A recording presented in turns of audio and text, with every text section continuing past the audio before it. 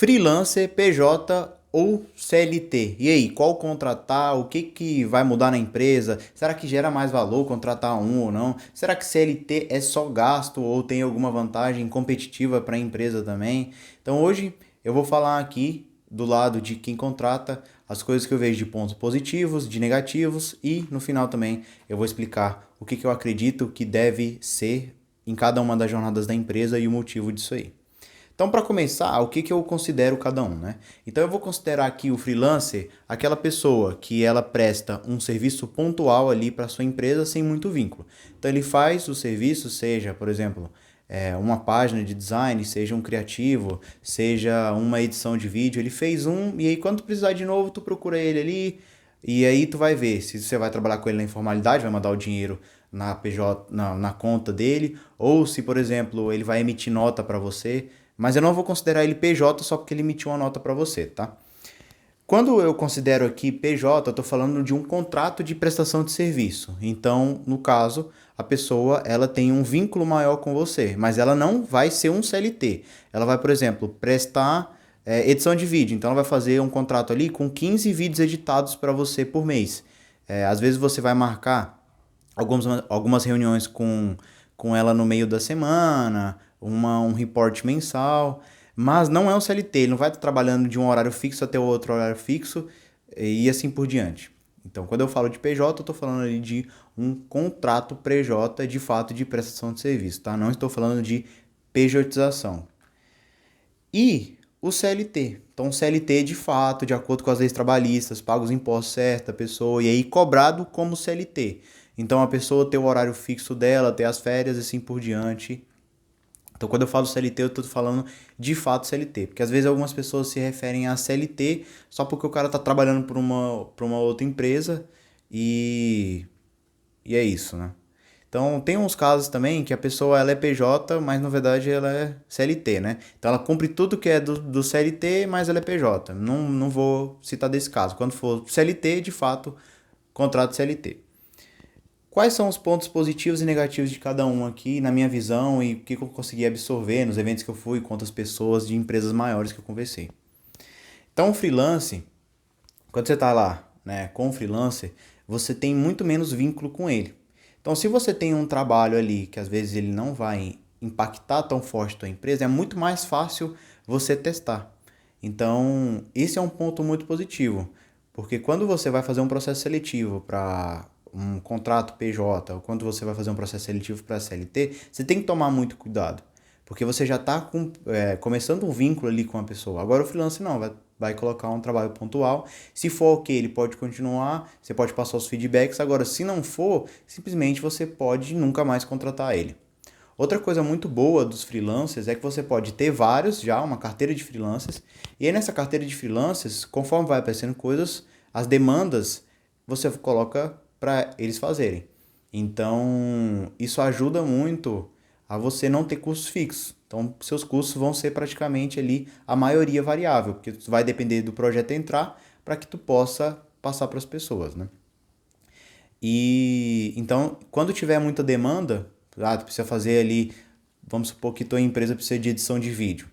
Eu tenho que editar 10 vídeos agora, eu tenho uma pessoa que só que edita. Contrata o freelancer, ele vai fazer junto. E se tu tem a carteira, tu pode passar um vídeo para cada um, testar um monte de gente, assim por diante. Então, ao meu ver, isso é um ponto muito positivo. Você testar sem muito vínculo. Principalmente se você está começando, eu acho que é uma ótima forma de você não se arriscar tanto. Agora, quais são os problemas ali do freelancer? Ele não vai ter nenhum vínculo com a sua empresa, então o lado positivo também é o negativo, que se você quiser colocar alguma coisa de cultura para ele, provavelmente ele não vai ligar. Se ele quiser receber os feedbacks ou não receber os feedbacks, é se ele quiser ter uma relação com você ou não. Mas no final das contas, como o vínculo de vocês é muito fraco, na maioria das vezes ele pode simplesmente não ligar e você só vai ficar dando ali cabeçada sem resultado nenhum. Então pode não valer a pena. Se você quiser uma pessoa que esteja te acompanhando ali na empresa, é melhor a gente verificar outras formas de fazer isso, tá? Então o freelance é bem ruim nesse aspecto. Outra coisa que é muito ruim no aspecto do freelance também é que é muito imprevisível em relação a ele também não querer pegar suas demandas. Então, assim como você passa as demandas para ele de forma variável, quando tem muita demanda ou quando outra pessoa não pode fazer, ele também pode simplesmente não pegar a sua, trocar o preço de forma muito fácil, porque vocês não têm nenhum contrato. Então, isso pode ser um grande problema. Mas, novamente, para começar, é uma forma bem fácil de começar, de testar as coisas assim por diante. Outro problema que eu vejo do freelancer é, se você não entende do que você está fazendo, é bem complicado. É bem complicado porque como ele não vai ter vínculo nenhum, ele não precisa te explicar as coisas que ele está fazendo, às vezes ele não tem uma transparência muito boa, e nessa aí tu pode tomar muito rombo. Beleza. Segundo, PJ com contrato PJ, tá? Então ali é prestação de serviço. Quando você tem um contrato com a pessoa, quando você já tem um pacote ali com ela, quando você já está adquirindo isso, você tem um vínculo maior, tá? Então, quando você coloca um contrato ali que tenha termos que seja bom para as duas pessoas, para que um não abandone o outro, você tem um vínculo maior com a pessoa e você consegue colocar alguns pontos de contato para ela ir aprendendo sobre a empresa e ir crescendo junto com ela, né? Mesmo que a gente esteja com um contrato PJ que de fato a pessoa tem a empresa dele ou a pessoa é um prestador de serviço ali sozinho. Dá para, por exemplo, você colocar ali uma reunião, dá para você colocar feedbacks um pouco mais incisivos, talvez, que pode ser melhor aceito do que o freelancer. Às vezes, o cara que está de freelancer, você pega os serviços pontuais dele e procura fechar um pacote maior para ele ter um contrato PJ ali com você e assim ter um vínculo maior, mas novamente, sem o vínculo da CLT com essa pessoa. Aqui tem um ponto também que é o que as pessoas querem para a vida delas, né? Então, quando a gente está falando ali do freelancer e do PJ, muitos deles, eles não querem ter o vínculo com uma pessoa CLT. Então, eles querem ter a empresa deles, muitos têm vontade de crescer, de contratar outras pessoas. Então, é difícil internalizar.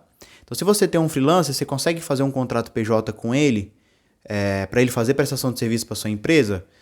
Provavelmente sim. Então tu testa ele lá e os melhores, os que mais se adequaram, tu passa ele para esse outro aí de pegar mais demanda, às vezes negociar um preço melhor e assim por diante. Agora de você pegar uma pessoa que era freelancer, fazer o contrato CLT com ela, aí eu já acho muito mais difícil. Principalmente porque quando eu falo dessas coisas aqui, tô pensando muito no mercado digital. Então, o cara que às vezes ele tem a liberdade dele ali, é bem mais complicado você conversar com ele e querer mudar o rumo da vida dele. Porque ele não vai querer mudar por causa disso. Tu tem que ver os objetivos dele e tentar se adequar a isso, ver se faz sentido para sua empresa ou não. Então, ótimo freelance para testar e eles podem virar contrato PJ depois. O problema daqui é que o cara já, talvez por ter essa mentalidade, ele não tenha tanto vínculo com a empresa. O que não é um problema, que a gente tem que aceitar. A pessoa que ela vem com a mentalidade para ser contratada CLT, talvez, na maioria das vezes aí, o que você vai encontrar são pessoas que ela já têm ali o objetivo de ter um plano de carreira. O que nos contratos PJ, ele vai evoluir com a sua empresa, mas não igual a um plano de carreira, tá? Então, na maioria das vezes vai ser isso.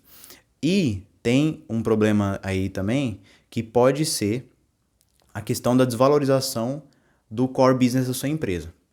Então, se as pessoas que estão trabalhando diretamente com o seu core, diretamente com a solução que você entrega, elas são freelancer, elas são contrato PJ, você deixa as coisas muito fáceis de ser quebrada e a tua empresa perder toda a inteligência que ela tinha. Tudo bem, vai continuar os processos, às vezes vão continuar os gestores, mas se essas pessoas saírem, se os contratos forem quebrados, e não é muito difícil acontecer isso, né?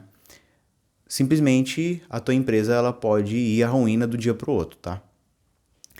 E aí, no caso, tem o CLT também, que tu tem que ter um cuidado maior na contratação. Eu acho que o processo seletivo ele tem que ser mais bem pensado, ele tem que demorar mesmo. Não adianta, eu acho que não adianta tu querer fazer um processo seletivo rápido.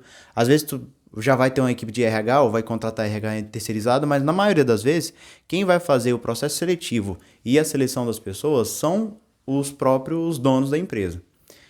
E aí, nesse caso, cara, tu vai ter que demandar um tempo, às vezes você tá ocupado com outras coisas, não vai poder se dedicar a isso, vai demorar meses até você fazer.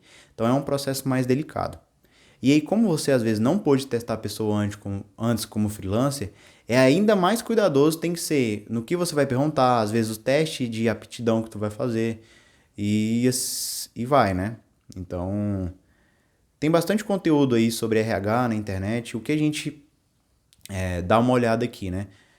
Passa por um desafio, claro, a pessoa vai mandar o currículo pra gente, a gente vai avaliar, mas ela também passa por um desafio, para que a gente possa colocar eles ali nesse desafio, né? Basicamente com a mesma ponto de partida e a gente vê onde que eles conseguem chegar com as informações que a gente mandou. Então a gente faz isso. Quando a gente vai fazer as contratações de freelancer, a gente olha muito o portfólio, dependendo do caso, tá? Da área que ele vai atuar. Ou a gente também pede um desafio se o que ele faz depende muito de outras pessoas. Por exemplo, no caso edição de vídeo. Edição de vídeo vai demandar muito sobre o roteiro que a pessoa fez, as informações que ela mandou pro cara, às vezes as cenas que ela pediu no vídeo.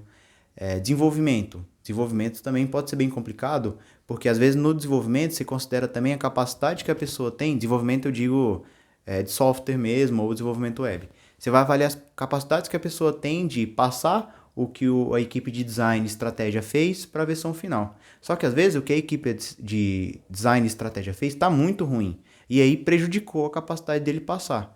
Mas às vezes também foi passado um projeto muito bom para a pessoa e ele basicamente conseguiu destruir o projeto passando ele para o desenvolvimento. Então tem que ter essas nuances, tem que fazer teste. Então o CLT, eu vejo que ele é bem mais complicado. E aqui eu não estou falando nem de questões tributárias, estou falando das questões ali de contratação mesmo e vínculo com a empresa.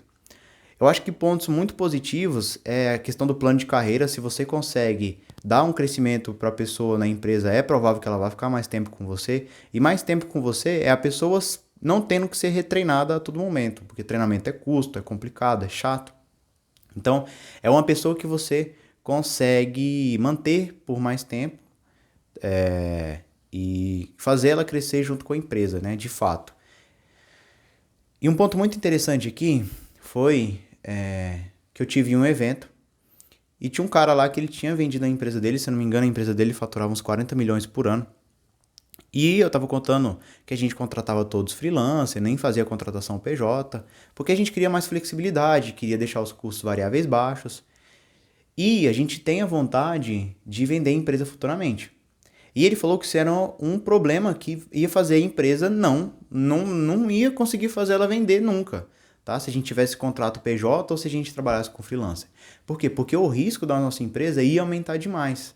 Então a gente poderia ter risco trabalhista também, porque talvez alguma coisa ali do CLT ficasse nos contratos PJ também, então que não fosse seguido à risca. E quando a empresa for crescendo, nem tudo dá para ficar na sua mão. Então, às vezes, não foi você, foi outra pessoa que era gestão de projetos que cobrava uma coisa que não deveria ser cobrado dessa pessoa por ela ter contrato PJ. Então, isso pode ser um problema. Então, se você pensar em vender a empresa está crescendo, pode ser um grande problema você não ter pessoas CLT, tá? Então, sim, CLT você vai pagar um imposto, às vezes o imposto não vai ser pago da melhor forma possível, não vai ser utilizado da melhor forma possível. Às vezes o funcionário que está trabalhando para ti nem queria ser contratado como CLT, porque ele preferia estar ganhando mais como PJ. Porém, pense nisso, tá? Para fazer a empresa crescer, colocar pessoas que estejam junto com você, que tenham um vínculo também junto com você, que tu possa proporcionar o crescimento. Tem pessoas, sim, que gostam do modelo CLT, que querem ter um plano de carreira, e elas também podem agregar para a empresa. E é isso, eu acredito muito que a gente tem que ver o que as pessoas elas têm a oferecer, os objetivos dela de vida e buscar encaixar elas em cada uma dessas formas. E o cara ele me mostrou isso porque antes eu achava que todo mundo tinha que ser contrato PJ ou freelancer ou PJ, e ele falou que não, foi uma das primeiras pessoas que falou, não, cara, contrata CLT, mesmo tu tendo uma empresa no digital, que tu vai diminuir teus riscos, você vai poder colocar ela para aprender mais sobre sua empresa. Se ela tiver interessada de fato em um plano de desenvolvimento individual ali, ela vai se dedicar a fazer isso, vai se dedicar a bater as metas, a subir e assim por diante.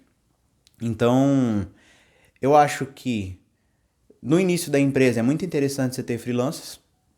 Eu acho que depois alguns freelancers desses vão se transformando em contrato de prestação de serviço e em paralelo você pode ir trabalhando todos eles. No caso do digital, eu acho que é um pouco mais flexível em questão de contratação CLT. Então, eu acho que a empresa ela pode crescer antes de ter fazer isso, tá? E eu não estou falando de pejotização. Eu estou falando de fato, ela pode crescer contratando freelancers e contratando pessoas com um contrato PJ, tá?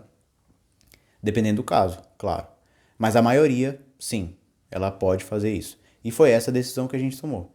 Então, 100% freelancer, depois alguns contratos PJ com algum freelancer, e agora a gente está caminhando para as contratações CLT. Mas aí talvez vale a pena fazer outro vídeo sobre o que a gente tem que pensar antes, como que a gente está estruturando os processos, o plano de carreira, quais vão ser as responsabilidades dessas pessoas, quais vão ser as nossas, como que vai ser o nosso planejamento tributário para isso também, para que a gente fique 100% correto. E, como eu gosto sempre de falar nesse canal, deixa um comentário aí se tem alguma dúvida e bora pra cima. Valeu!